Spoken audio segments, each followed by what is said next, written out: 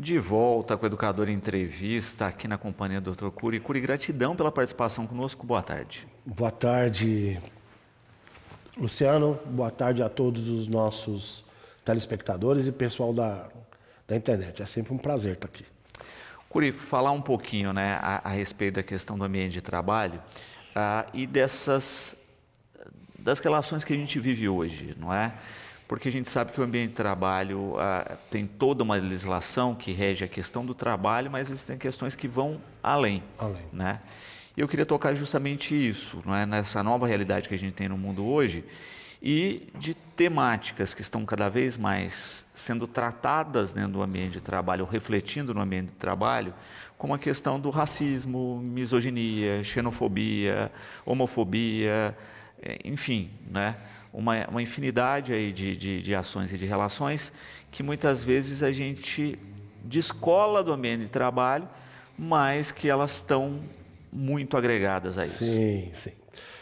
É assim, eu queria fazer um pequeno histórico, que funciona assim: a sociedade, ela evolui ou se adapta às novas condições dependendo das novas formas de pensar.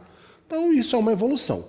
Matar mulher porque traiu o marido até os anos 40, 50, era legítima defesa. Você podia matar lavando a honra com sangue. Então, a legítima defesa da honra. E se a mulher matasse o marido, seria homicídio. Então são essas coisas. Aí a sociedade vai alterando, novos pensamentos, enfim. Isso na sociedade como um todo. Só que isso, naturalmente, se reflete para dentro do ambiente de trabalho. Então, aquela condição, a mulher, o famoso caso de mulher e homem que trabalham na mesma posição, com salários diferentes. Geralmente 20% a menos para a mulher. Esse tipo de situação que era absurdamente comum, hoje tem legislação. Você tem que equiparar pessoas, que é o certo, né? Você deve equiparar pessoas que tenham a mesma qualificação e a mesma formação com o mesmo salário. Não é porque um é homem e o outro é mulher que isso altera o valor a ser pago de remuneração. Ótimo, melhorou. O racismo, por exemplo, quando você tinha, há uns anos atrás, você não via em nível de gerência pessoas de etnia preta. Não tinha. Puxa pela memória banco dos anos 80. Sim. Não tem. Você tem na guarita, sendo segurança, a faxineira. Você tem caixa, mais ou menos, né? Então, os cargos exponenciais, os cargos que tenham visibilidade, sempre houve uma retração disso, né? Aí vem a legislação e diz que você não pode fazer. A Constituição da gente já fala isso, né? Você não pode fazer qualquer distinção em tom da raça, da cor, enfim. Você não pode, somos todos iguais. Então, e o importante é entender que o racismo está presente o tempo todo. A misoginia, que é o preconceito contra a mulher. O preconceito contra a mulher, a homofobia, a xenofobia. O cara é estrangeiro, então ele não presta. Ou de outra região. Ou outra religião, né? O que a gente precisa entender, e no caso do trabalho isso fica muito claro, é que nós somos um caldo, nós não somos castas, né? Um branco hétero formado é um cara. Gay preto é outro. Não existe isso. Isso é proibido, isso é vetado. Então, eu participei de algumas ações trabalhistas no meio na minha profissão, que isso acontece muito. A pessoa ataca a moral da outra usando de uma característica da pessoa, não da profissão, né? Seu gay, né? Esse tipo de coisa, né? E de fato, né, e não é só uma questão também hoje em dia da mudança da lei, mas também da conscientização. Vou dar um exemplo que tem ocorrido nos últimos anos, muita comprovação aí, né, muitas ações ligadas a trabalho análogo à escravidão. Sim. Né? Há quanto tempo, né, a gente já teve a abolição da escravatura, né, e a gente ainda tem essa condição do trabalho análogo, seja ele doméstico, muitas vezes, né, a gente vê um boom aí dessas denúncias do trabalho doméstico, seja o rural, né, que são os dois que aparecem mais. Os aí. mais tradicionais. Isso, né? Mas a gente percebe que ocorre até um efeito, né? O doméstico, até a primeira grande matéria de veiculação nacional, muitas questões como aquela, né? Faz parte da família, vive com a gente há muito tempo, etc. Né? Muita gente já esbarrou com condições como essa na vida, né? E agora, em função da repercussão disso, as coisas começaram a ser reavaliadas e a gente teve uma avalanche de denúncias nesse sentido. O Ministério Público do Trabalho, ele tem um poder de fiscalização enorme. Então você veja assim, você acha em fazendas ou em locais mais afastados, de serraria, essas coisas, isso é muito comum acontecer, infelizmente. Carvoaria. Carvoaria. Mas em São Paulo, por exemplo, você encontra costureiros, os bolivianos, fechados em prédio, fazendo short, camiseta, tudo falsa, né? Ou não autorizada, né? Isso. Morando trabalhando, lá, tudo no mesmo 14, ambiente. 20 horas por dia. Aí o Ministério Público do Trabalho chega lá, arrebenta tudo e tira essas pessoas e pune as outras. O problema que nós precisamos enfrentar é que nós temos uma nova ordem mundial social. Nós não somos mais brancos, héteros, formados, casados, quadrados. Ainda bem. Né? Não, eu concordo com isso, porque senão você começa a criar casta. Você que é preto, você só pode ser isso. Você que é gay, você vai ser travesti, ou você vai ser, sei lá, qualquer coisa. E de fato, né, a gente observa, você citou o termo de castas, né, que a gente vê muito na questão da Índia. Né, que você tem lá as castas, quem nasce numa casta comerciante é comerciante, né, quem é intelectual nasce naquela casta. E se você é o intocável lá, se é o Dalit, né? Isso. E a gente assiste isso, né, nos filmes, nas novelas, até com distanciamento e olhando muitas vezes assim, como é que pode isso ocorrer? Isso. Né? Até que a gente olha para o nosso quintal e fala assim, mas acontece aqui. Isso. Então, quando você bem saca essa condição, você percebe que aqui, de uma forma disfarçada, se colocam castas, né? O cara que tem muito dinheiro, o cara que é bem relacionado, o político, o que presta serviço e o que atende essa população toda, né? Teve na Covid, na pandemia, o Camisa de Vênus, o Marcelo Nova, né? Ele falou uma frase que me marcou muito. Ele falou assim, pois é, nós estávamos na pandemia e os brancos héteros, nada contra branco hétero também, mas os caras, os patrões, privilegiados, estavam em casa. Mas a cozinheira foi trabalhar, o segurança foi trabalhar, a passadeira foi trabalhar, porque ela não pode, essas pessoas não podem se dar o direito de ficar em casa. Elas têm que se expor para atender aquilo que elas têm, que é a única coisa que elas fazem. Trabalho, fornecer a força de trabalho. E aí você encontra essa diferença. Ok, tudo bem, o Brasil caminha para que as cotas vieram para isso, para que as pessoas possam ter oportunidade, igualdade de oportunidade. Isso é o ideal. Claro que demanda de cultura, um monte de coisa, mas esse é o ideal. E no trabalho isso acontece muito, muito veladamente, ou seja, é muito escondido, é sempre um com o outro. Mulheres assediadas. Eu conheço histórias infinitas de chefe assediando funcionárias o tempo inteiro. Bianca colocando uma questão também interessante. que você tem a estrutura funcional do trabalho, né? E você tem um ambiente lá, chefe, colegas, etc. E que muitas vezes essas ações de preconceito podem partir de mais de um lugar. Como é que fica a empresa nessa situação? Essa pergunta é muito legal. A empresa acaba sendo o destinatário final da conduta.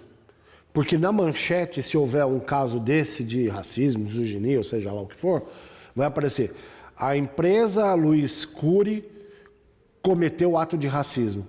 Aí você vai lá ler a notícia, um prestador de serviço ou um funcionário que falou, mas ele falou dentro do ambiente de trabalho. A empresa e a Justiça do Trabalho, ela pune a empresa, porque isso tem julgados vários. A Justiça do Trabalho, ela pune a empresa por permitir que haja conversa ou atitudes racistas, ou misóginas, ou homofóbicas, enfim, esse espectro todo. Então, a Justiça do Trabalho, que eu acho um pouco de exagero também, você tem que punir a pessoa, né? E não a empresa, né? Dizendo que a empresa deixou... Uma empresa com 1.000 empregados, um cara chamando o outro de preto safado, como é que você, na direção, vai descobrir ou vai coibir? E a gente percebe, aí também eu vejo um paradoxo existente aí. Porque vamos tratar do assédio, né? Que não é uma questão ligada diretamente aqui aos preconceitos, mas é também porque, né, se assedia quem está abaixo, né, dentro do conceito, então ele está ligado a um preconceito. Né? Quando surge a lei do assédio e tudo mais, a gente viu uma série de formações nas empresas para tratar de assédio. Vira e mexe, tinha palestra sobre assédio. Né? Acho que todo mundo passou em algum ambiente de trabalho em que se citou isso.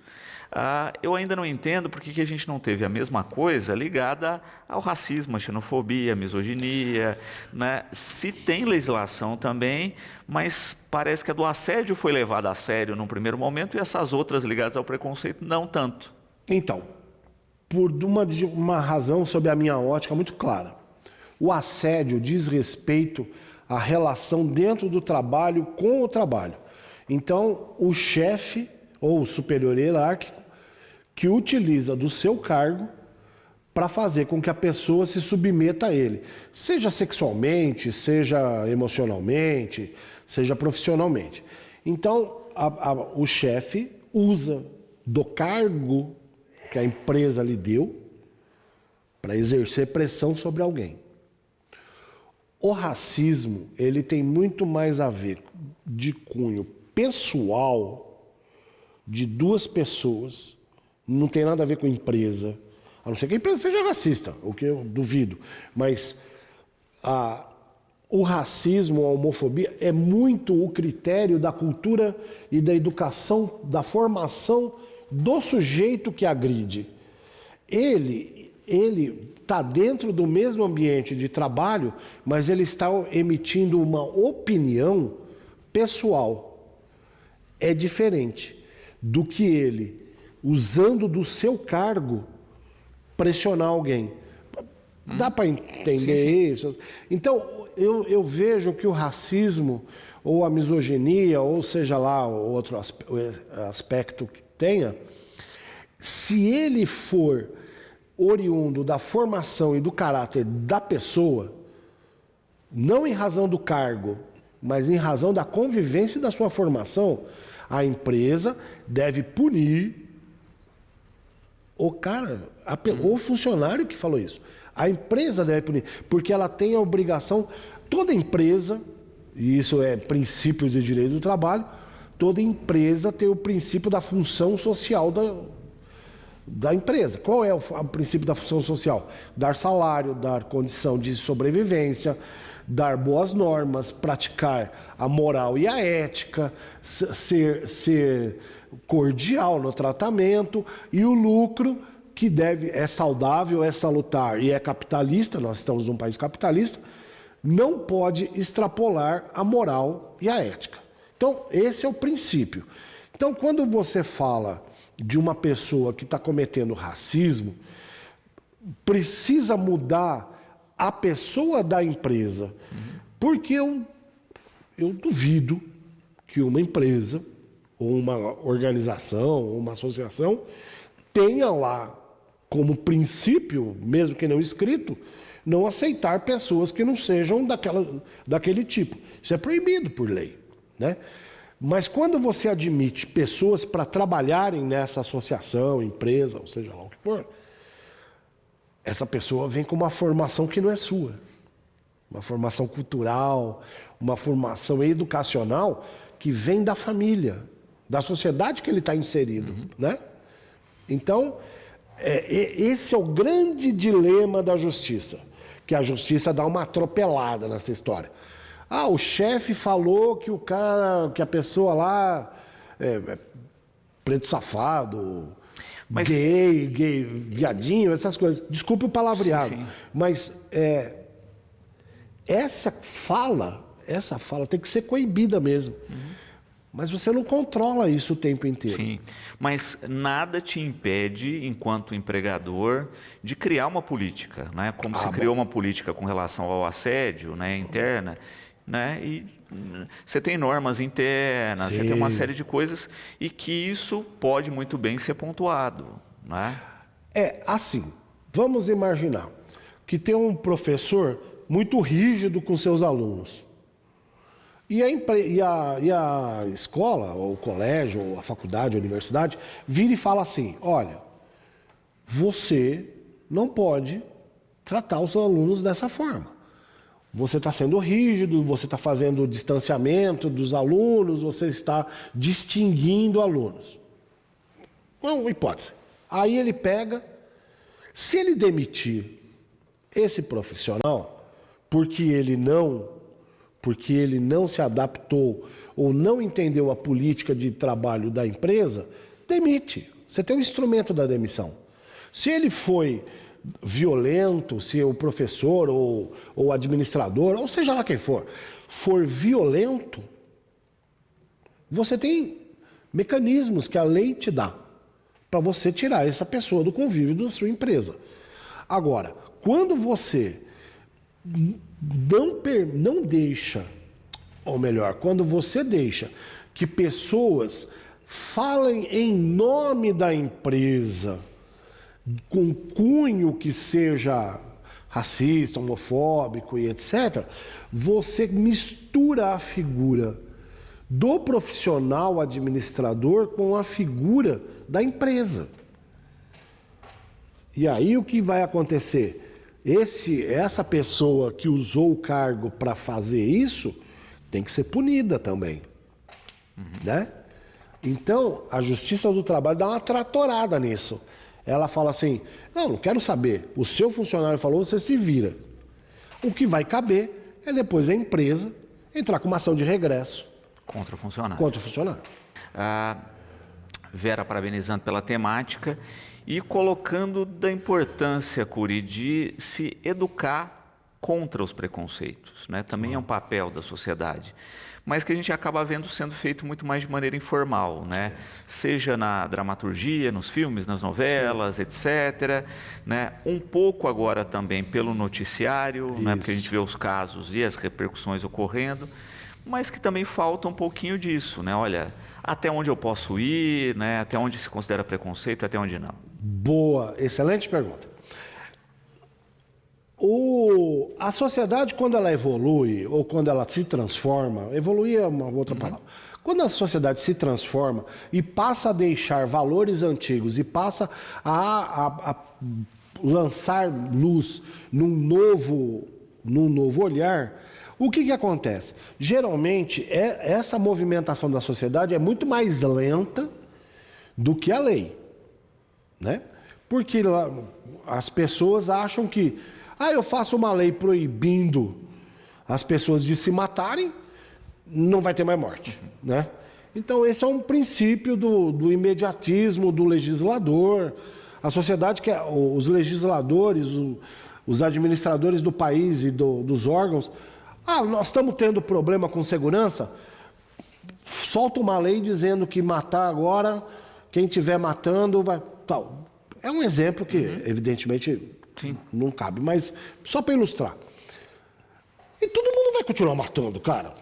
Vamos dar o exemplo da Constituição, que fala que todo mundo tem direito à habitação, à saúde. Pronto. Pronto. Então, exatamente. A educação, saúde digna e tal, tal. Puseram lá e falaram assim, acabou o problema do Brasil. E não é verdade. Sim. O que foi acontecendo? A sociedade foi se organizando. Então você pega esses movimentos de afrodescendentes, você pega esses movimentos LGBTQIA+, e tal, você pega vários movimentos, né? O movimento feminista. Que vão se organizando e criam grupos que pressionam o legislador. Porque se você não pressionar o legislador, ele também fica na dele. Se ele não está sendo incomodado, se isso não está lhe tirando voto, se isso não está fazendo a popularidade dele cair, não vai botar a mão nisso. Então, quando você pega... Por exemplo, você pega aquela deputada Erika Hilton, aquela trans lá. Ela tem uma fala pesada, mas ela foi eleita por um grupo ou por pessoas que se identificaram com ela... Para a defesa desses direitos. Para a defesa desses direitos lá. Nós somos uma sociedade plural, não é só banqueiro e agropecuarista. Existe também motorista, existe advogado, existe médico, existe radialista. Nós somos plurais. Então nós temos que ouvir todas as vozes da sociedade. Aí saem aqueles embates loucos lá. Mas quando ela fala que a sociedade tem que ter limites, é de todo lado. É de todo lado. Sim. Desde o agressor ao agredido e do agredido que vai buscar uma suposta conduta que não seja... Que, na verdade, você vai ver, não é tanto assim, é mais um exagero do agredido ou o agressor que realmente fez tal.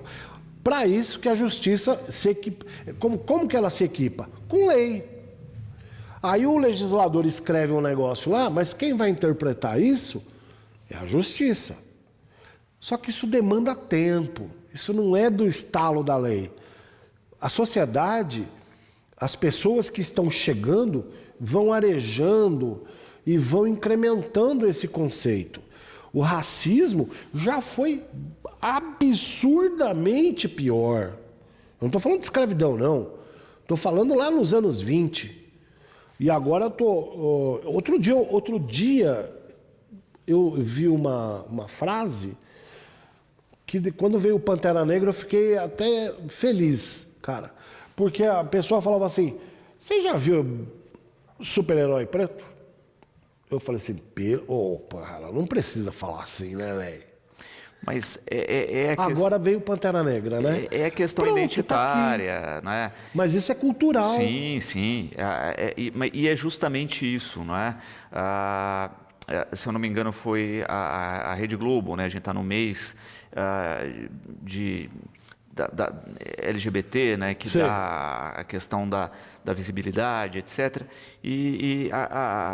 Num dos programas, acho que da Rede Globo, houve uma dinâmica justamente isso, né, que um grupo de pessoas indicava com pessoas que estavam lá na plateia quem era o médico, quem era o advogado, quem era... Só de olhar? Só de olhar, né, o livro pela capa. Né? E é lógico que ninguém acertou nada, justamente porque a gente tem esse preconceito embutido, né? Ou um padrão, né? É padrão, né? Se não tiver terno e gravata, não é advogado, se não tiver jaleco branco, não é médico. Isso. E assim, por aí. Mas não só na questão da roupa, né? Mas também de uma construção social que a gente fez há muito tempo e que começa a cair, né? Eu dou um exemplo de uma universidade que eu dava aula, né? Quando a gente teve a primeira aluna trans em um dos cursos, que se eu não me lembro era enfermagem, etc., e que virou um evento na faculdade, justamente porque as pessoas, né, ainda carregadas de preconceito, não tinham contato, né? E a gente tinha uma construção social de preconceito ligado à prostituição e uma série de outras coisas com a comunidade trans.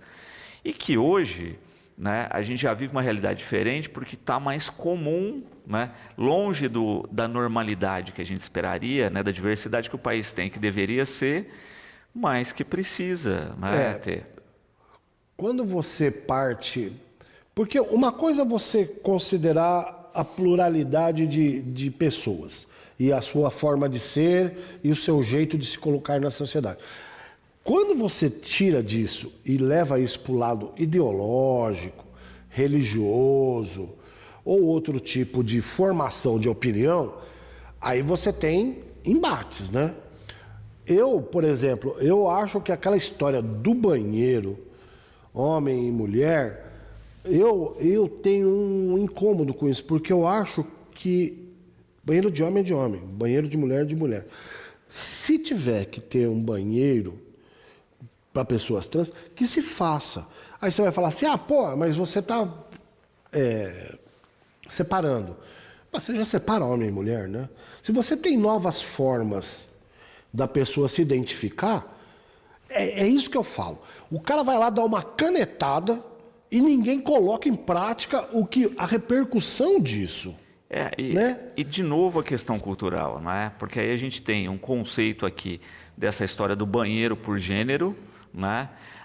Enquanto você tem em alguns países da Europa, por exemplo, você tem a cabine com vaso sanitário variada e as pias à parte, né, do lado de fora. Então, ou seja, como o banheiro do ônibus que não tem gênero, etc. O banheiro do ônibus não tem gênero. Exatamente. Né? Que seria uma medida simples de resolver e de contemplar todo mundo sem a carga cultural que a gente tem hoje. Você veja, eu acompanho muito as redes sociais de mão de obra, né? Uhum. Hoje você vai preencher um formulário lá para vaga, qualquer coisa, você não tem mais masculino e feminino. Você vai, que gênero você se declara. Então, sim, veja só, lá na ficha de admissão, de proposta de emprego, então quando chegar lá dentro da empresa, a empresa já terá a visão daquela pessoa, da sua formação. Aí ela vai, se ela estiver preparada para a pluralidade, o que ela vai fazer? Ela vai chamar a pessoa, vai deixar num ambiente de empatia e cordialidade, que o ambiente de trabalho tem que ser, ou vai descartar a pessoa. E isso vai ficar no caminho do RH e ninguém vai saber. Estou falando que é certo ou errado. Estou comentando que a mesma porta que se abre para a pluralidade pode ser o mesmo indicativo que vira e fala assim, eu não quero essa pessoa aqui. Né? E como é que você identifica isso? Você só vai identificar isso no trabalho, lá dentro. Na pré-seleção, não. Na pré-seleção, não. A pessoa pode falar uma coisa e lá dentro se transforma em outra. Uhum. E aí o que vai acontecer? Você vai ter o choque cultural da empresa e das pessoas que ali trabalham. E aí surge o racismo, a misoginia, enfim, essa coisa toda. O que é importante dizer é o seguinte, avançamos, seja pela canetada do legislador, seja pelas associações que defendem os interesses dessa população específica, mas a justiça do trabalho, principalmente, a justiça do trabalho, que sempre foi muito protecionista, né? Uhum. Muito protecionista. Ela começa, porque ela é uma das pioneiras no princípio da dignidade da pessoa humana, o respeito e tal. Ela começou a ter um enfoque mais direcionado para esse assunto. E as outras justiças acabaram seguindo. Então, quando chega na justiça, como dizia um professor meu, quando nós estamos em audiência é porque tudo já deu errado. Né? Misoginia, racismo, homofobia, xenofobia, gordofobia também, que é um tema, né, que está cada vez mais na pauta, né, entre outros. Eu faço parte desse.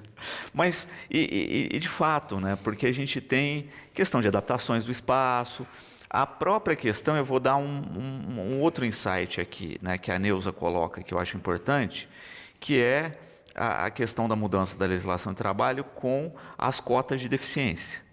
Né? que lá no passado veio também para sanar uma questão que também está ligada a um preconceito, não é? Ah, o sujeito não vai dar conta, não vai produzir, etc. No começo a gente via as empresas fazendo para cumprir tabela, né? Muitas vezes contratava no papel, mas não, só pagava o salário. E depois a gente vive hoje uma fase que você conversa com muitos empresários e que falam, olha, um dos meus funcionários que mais rende é o que está na cota da deficiência, né? Quebrou o preconceito a partir da realidade. Isso. Você sabe, quando eu trabalhei em empresa, eu trabalhava em empresa que cuidava de lixo, né? Transporte, coleta e tal. E veio a cota. Só que 90% do pessoal ou é gari, varredor de rua, ou é coletor. Sim. E determinadas deficiências você Não tem como. não tem como. E aí usava esse percentual, porque é 2%, e justificava junto ao Ministério do Trabalho. E o Ministério do Trabalho virava e falava assim, se vira, você vai cumprir. Aí, porque é a tal da história, canetou lá, passou a não ter mais problema, você vai se virar e você se vira e vai. E isso foi questionando na justiça, questionando, multa e briga, chegaram a um consenso. Bom, vamos capacitar, vamos fazer assim, eu flexibilizo a cota, mas você vai também buscar novos caminhos. Então você tem o deficiente visual que não pode fazer tal coisa, mas pode fazer outra. Enfim, é um exemplo. Foram adequando a realidade da empresa. Porque é assim que funciona.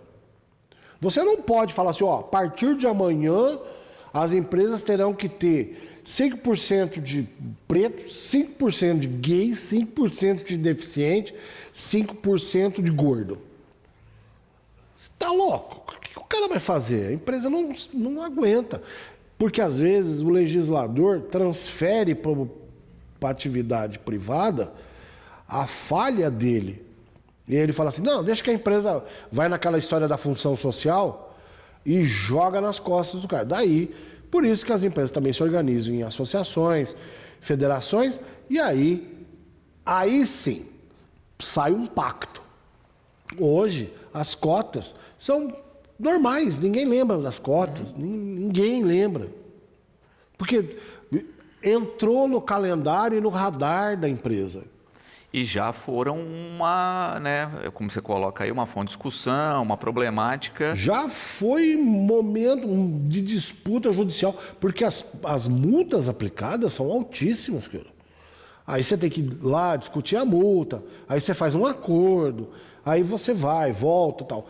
Então, quando a sociedade ela entende como um todo que ela precisa... Há quantos anos, vamos imaginar que há 60, 70 anos atrás, você admitiria Paralímpicos? Nunca, né? Os Jogos Olímpicos são a perfeição da máquina humana, sim. Não é? E essa é a questão, né? A compreensão de que, e você coloca muito bem isso, a sociedade mudou, a gente está passando por esse processo das mudanças e das adaptações, e é óbvio que isso ia bater no ambiente de trabalho. Sempre sobra para o ambiente de trabalho, porque é onde a pessoa passa mais tempo, né? Sim, exatamente. Ela passa mais tempo do dia dela no ambiente de trabalho. E aí você traz... Quando eu falo a sua carga cultural, não é de ser culto, não. É daquilo que você aprendeu. Você tem na sua família, do seu avô, do seu pai, da sua mãe, dos seus irmãos, dos seus tios, toda essa carga de informação sobre visão de mundo. Eu gosto desse tipo de pessoa, eu não aceito esse tipo de pessoa, eu não admito esse tipo de religião, eu não admito esse tipo de comportamento. É uma carga que você vem. E aí você vai para um ambiente que não é seu, mas é plural. O que você faz com esse monte de informação que você tem? Ou você vai para o embate e cria problema, ou você começa a observar e se adaptar. Ninguém diz que mudar conceito é fácil. Isso demora gerações. Não é fácil você sair do ponto A e ir para o ponto B e falar assim, não, a partir de hoje eu sou um cara muito legal. Não é assim. Você traz. Você vem trazendo, você vem lapidando. Aí, por isso que a empresa que vai ser o destinatário dos problemas, porque ela vai pegar um monte de gente criada de forma diferente e vai botar no mesmo lugar. Vai dar problema. Aí o que ela tem que fazer? Cursos, palestras, punições. Porque você também não pode só passar a mão na cabeça. Começou a fazer besteira, começou a ter uma conduta irresponsável e ilegal, demite. Ou seja, por justa causa, seja sem justa causa, demite. Porque a gente também não pode achar que um é um santo e o outro é um demônio. Todos nós temos os dois nos nossos ouvidos, né? Depende de quem fala mais alto. Né? Sim, e de fato, né, pensando no que a gente falou até agora, né, eu, sendo empresário, né, o que fica na minha cabeça, olha, tenho que conversar com os meus funcionários a respeito disso. Precisa, porque senão vai sobrar para o bolso dele. Como se conversou sobre assédio no passado, esses temas têm que entrar no ambiente, têm que entrar debatidos, têm que estar nas políticas de conduta da empresa, né? Porque a gente muitas vezes percebe isso, né? Eu não vou citar nem a grande marca aqui, mas a gente estava citando a questão GLBTQIA+, né? Que chega o determinado mês da visibilidade, o dia, os dias das paradas, etc., a empresa vai lá se tinge de arco-íris, né? Mas, ao mesmo tempo, a mesma empresa tem processos ligados a preconceito nessa área, né? Parece paradoxal? Parece, mas acontece justamente porque, olha, no momento em que eu vejo como foco de venda me interessa, mas na hora de fato garantir os direitos, eu... mais ou menos. Esse é o capitalismo que visa o lucro como forma final de uma empresa, né? Que é o que hoje em dia se busca de outra forma, né?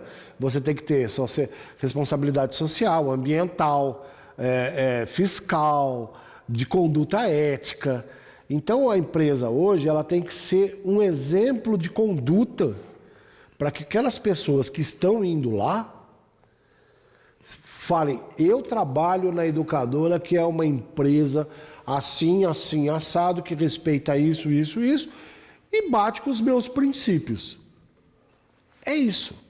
É isso. Então, quando o racismo, a misoginia, o preconceito contra a mulher, homofóbicos e etc., etc., isso não vai acabar. Isso tende a diminuir. Acabar não acaba. Não, e vira e mexe, você tem ações de retomada disso. Né? Eu dou um exemplo simples, tem quadrinho, livro, tem animação, né? Animação chamada Persépolis, que fala a respeito do Irã, né? Antes dessa nova era dos Ayatollahs. Você pega o Irã na década de 70, né? É um país que a mulher andava sem véu, progressista, desenvolvido, etc., e que, né, regrediu nesse ponto de vista aí da misoginia assustadoramente. Assustador. Né? Então, né, o preço da liberdade é a eterna vigilância. Né? Eu acho que é de fato isso. Né? A gente está lutando por igualdade o tempo todo na história da humanidade, não é de hoje. Às vezes a gente olha só para o próprio umbigo e não vê. Nos países islâmicos, nos mais radicais, se você for descoberto homossexual, você é morto. Não tem essa. No Islã, se você for roubado, sua mão direita é cortada. E aí, se roubar direito, de novo, aí é o pé esquerdo. Para que você não seja inválido, porque você consiga ainda fazer alguma coisa, mas que carregue para o resto da sua vida a sua marca. Aí sim, é um problema lá, localizado lá. Então, quando a gente fala do racismo e etc, etc, etc, nós nunca tivemos aqui um apartheid, né? Nós nunca tivemos aqui um regime de segregação como nem nos Estados Unidos. Lá sim, pôr fogo na pessoa por causa da sua etnia. Então aqui nós temos a forma brasileira do preconceito. que é aquele preconceito da brincadeira, pá, carregado de informação. Apesar de que eu tenho amigo de tudo quanto é jeito, forma, tamanho e cor. Pô, cara, e isso vai bem. Como todos têm, mas aí que tá, né? Como você coloca, olha, você tem os dados americanos lá, né? Que na questão racial, né? Mas que não é muito diferente daqui quando a gente joga, né? Os dados de segurança pública e que a população preta e pobre é a que mais morre. Quando a gente pensa na questão do feminicídio da mulher, né? Que mais morre, da comunidade LGBT especial trans, que é a que mais morre. Então, a gente continua com a chancela assim, não, é brincadeira, não é preconceito e tal. Mas que na prática a gente está vitimizando essa população. É que eu tenho uma opinião um pouco diferente. Isso aí é falha do Estado, né? Sim, sim. Não da sociedade, né? Sim. Mas... A sociedade ela vai se organizando ou se desorganizando toda vez que o Estado falha. Exato. Aí você vê esses absurdos. A população carcerária é predominante negra por quê? Pega lá os pais, os avós dele, onde é que eles foram morar? Sem oportunidade de emprego, sem educação, sem acesso à saúde. Marginaliza. Sim. E um Estado que a gente, de fato, retroalimenta, né? Porque boa parte desses preconceitos que hoje voltam à tona, né? Estão refletidos no nosso Congresso, nos nossos políticos, infelizmente. Mas o racismo no ambiente de trabalho e a homofobia no ambiente existe. O problema desse lance da punição ou da verificação é que isso nunca acontece com testemunhas, né? Ou do assédio moral, do assédio sexual. Isso é muito entre agressor e vítima, né? Quando você consegue uma prova, o Estado vai lá e pune, ou a justiça vai lá e pune. Mas isso é muito feito em alcova, né? Escondido e tal. Então, as pessoas ainda estão sujeitas a isso. E a política do Estado foi canetar, a política da justiça é julgar exemplarmente, e a função da empresa é dizer, olha, eu não compactuo com esse tipo de conduta, e punir aquele que foi o agressor. Muito bom. Curi, só tenho a agradecer, né? Espero aqui que o nosso bate-papo mobilize as pessoas a pensar sobre o tema, mobilize as empresas a pensarem a respeito dessa questão, mas fica sempre aqui o convite. Eu espero que no nosso próximo bate-papo a gente esteja falando de conquistas a respeito disso. Gratidão sempre aqui pela participação. Ô, Luciano, mais uma vez, muito obrigado pelo espaço à educadora e aos ouvintes, aos telespectadores que nos assistiram. Eu queria deixar só um recado aqui. Eu acho difícil, não vou falar impossível, porque impossível é complicado. Acho difícil que se encontre uma empresa que alimente o racismo. Não existe. O que existe são maus gestores, maus administradores, maus gerentes, maus funcionários que trazem uma carga pessoal que necessariamente não reflete a empresa. Então, punir a empresa por um ato racista tem que tomar muito cuidado para saber de onde veio essa informação.